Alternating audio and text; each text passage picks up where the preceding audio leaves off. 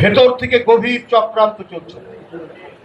আমরা আমাদের এই বয়সে আমরা কিছুটা পাকিস্তান আমলও দেখেছি, তখন ছোট, তখন তো মাজার আক্রমণের কথা শুনিনি, তখন তো আমরা মাজারের কোনো লাশ পুড়িয়ে দেওয়ার কথা শুনিনি। এখন তো আরো এগিয়ে যাওয়ার কথা দেশ। আজকে হঠাৎ করে এই কাজগুলো কেন হচ্ছে? এটা শেখ হাসিনা করতেন। বিএনপি ক্ষমতায় থাকলে বিএনপি পাকিস্তানপন্থী দল, বিএনপি কি বলে ইসলামী জঙ্গিদেরকে প্রশ্রয় দিচ্ছে, এই অপতথ্য এবং অপপ্রচার করতেন। এই অপতথ্য অপপ্রচার করার পরেও উনি এটা কোনোভাবেই প্রমাণ করতে পারেননি যে ভাই আমাদের উপর বিপদ আসে, আমরা দেশেই থাকি, আমাদের নেত্রী দেশেই থাকে।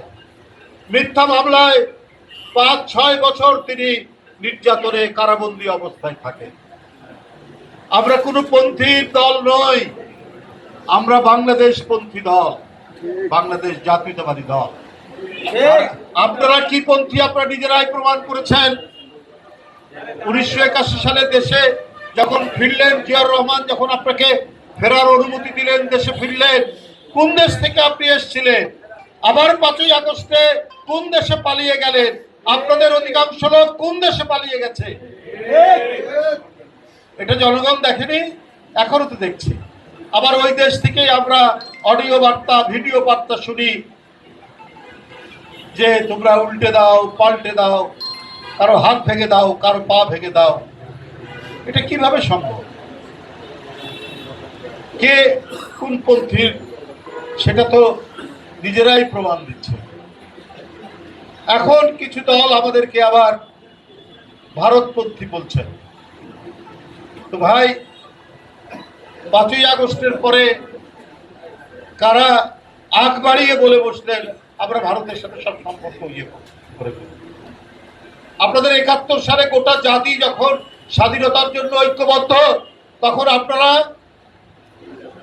সেই আগ্রাসী হানাদার বাহিনীকে সমর্থন করলেন।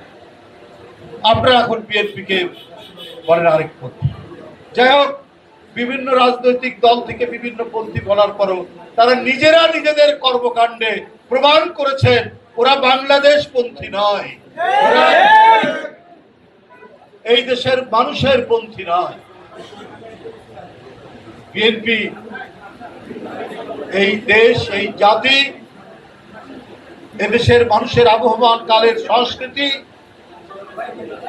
এবং এদেশের মানুষ যে গণতান্ত্রিক চেতনায় বিশ্বাস করে, আমাদের অতীত ঐতিহ্য থেকে যেটা রয়েছে সেটাকেই লালন করে বিএনপি।